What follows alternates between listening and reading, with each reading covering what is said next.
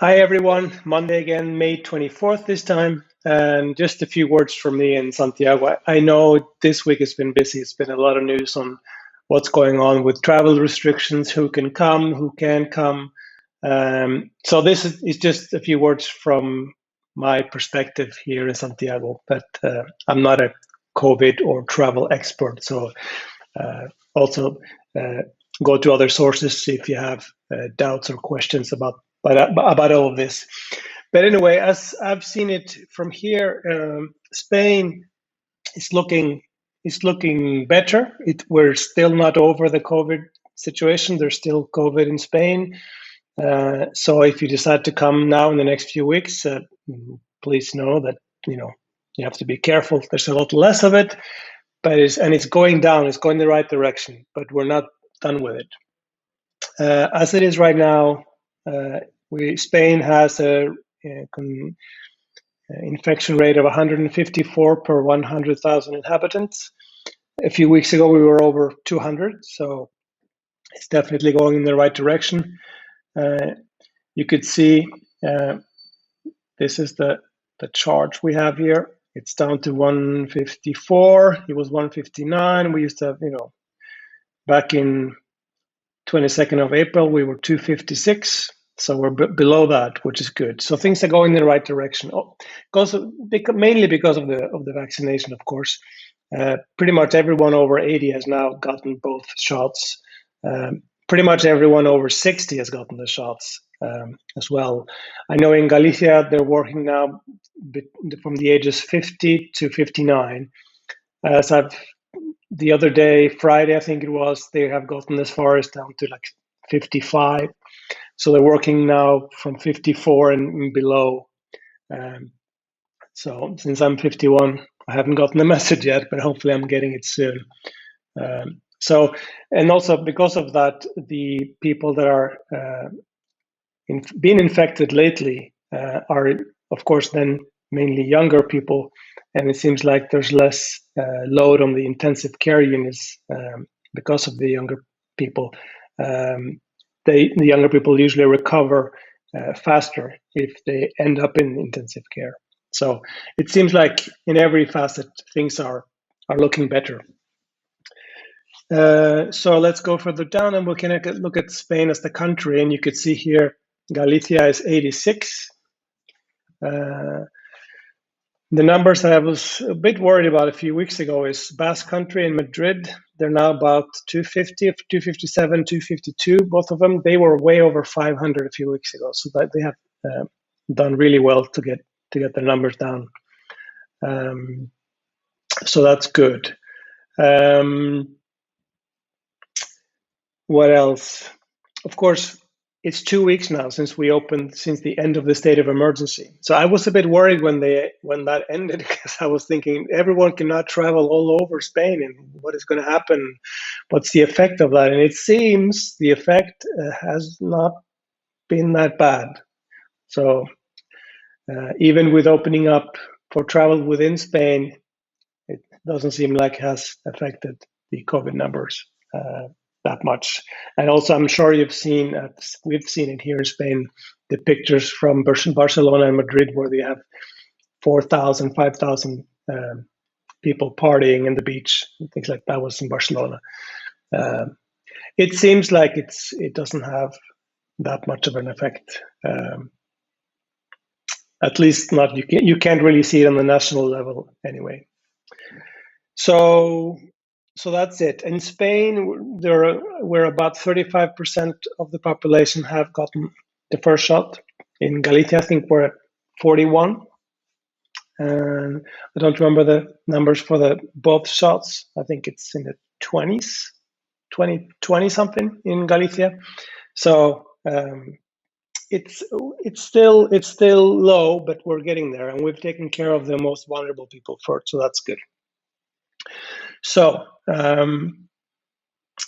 let's look at the Galician numbers. This is the graph for Galicia. You could see it's kind of almost plateaued a little bit, the new infection. This is the active cases graph. So this is how many people right now have COVID in Galicia, 2,624. It's slowing, dipping down, but it's not plummeting down. And I think there was a map here too. You could see the new cases that have been confirmed with the PCR test. This is kind of leveling off a little bit. So we need more vaccines. What else? Regarding the travel restrictions. So the Prime Minister Sanchez, President Sanchez, on the other day said that starting today, May 24th, people from the UK can come to Spain. Non-essential travel is okay. No PCR test is required when you arrive in Spain. There's no quarantine when you arrive in Spain, but you need to fill out a health control form. And I was looking at that. There's a health control. It's just an online form, or I think it's even an app that you could download. This is the web page. I'll put the link to this web page in the description. And you see they have some apps here too that you can download. So let's say this for an individual, you click on that and you fill out your name, surname, passport number, flight number, arrival date, and email. That's all they need. And you submit the form at the bottom. So you need that when you're coming from the UK. You need to fill out that health control form. That's the only thing required. Now, I know for people returning to the UK right now, there might be some restrictions on the UK side. I'm not sure of the detail on that, so you have to check on that. But on Spain's end, this is all the requirements, the health control form, and that's it. Now, for US travelers and people from Canada and abroad, June 7th is the date that Spain has decided. I guess Spain decided not to wait for the European Union to decide on the date. That's probably going to come in a little bit in the future. Spain just went on its own and said, June 7th, just come visit. We're ready. So what you need is proof of a second shot. I guess you have to have proof of both shots, but the second shot of the vaccine needs to be taken at least 2 weeks before you enter Spain. And it's only the vaccines approved by the EU. So that'll be what? Pfizer, Moderna, and Janssen, right? I think so. And then AstraZeneca, I don't think people in the US have that one. So I guess if you have it, I'm sure that will be fine too. And they will allow unvaccinated people under 18. So if you have children that have not been vaccinated, but you have, and you travel together, if they're under 18 and doesn't have a vaccine, it looks like it's fine. But no one over 18 that have not been vaccinated.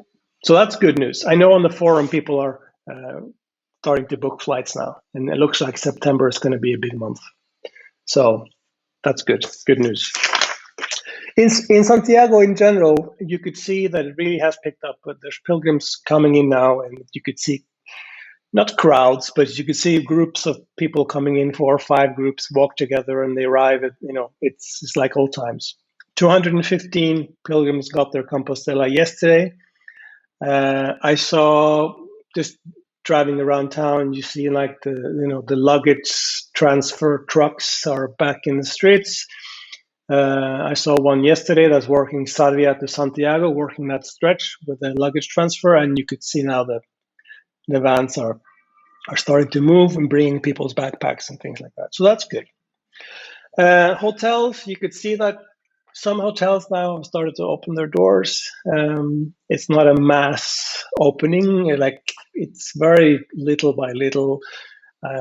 You walk by down the street now, and suddenly you notice, oh, this hotel's, the door's open now. It wasn't open before. So I think when this pandemic hit, it was just shut down in one day.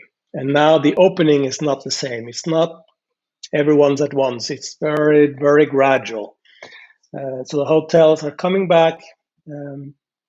And also, I read a little notice in the paper the other day saying the albergues, the public albergues in Galicia, are closed right now. And it said that they would open when there was enough pilgrims to justify them opening.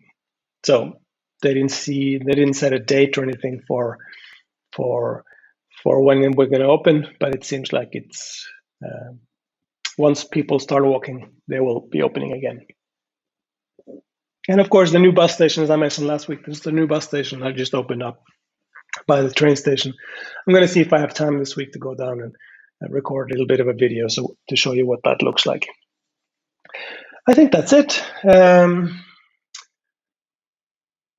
weather is kind of chilly, a little bit. I'll show you what it looks like. There's a nice seagull sitting right there. This is, you see, King Alfonso right there. The seagull has put his feet on his head and looks quite happy right there. There's a cafe behind there. You see, there's people. Life in Santiago right now, it really is as before in many ways, only with masks and distancing and limited seating inside and outside. Except for that, everything's as before. So I would say if you're thinking about coming and if you want to come, I would do it. It's safe enough, especially if you're vaccinated. But be careful and wear the mask because, of course, other people don't know that you're vaccinated, and sometimes you'll see I would think that if I saw someone with no mask on the street, I would be worried and I would walk around them. So I would just wear the mask, especially when you're around people. If you're out in the countryside where there's no one there, I would be okay just taking it off. But as soon as I see someone, I would put it on to make them feel good, Anyway, hope things are good where you are. Stay safe. Ciao.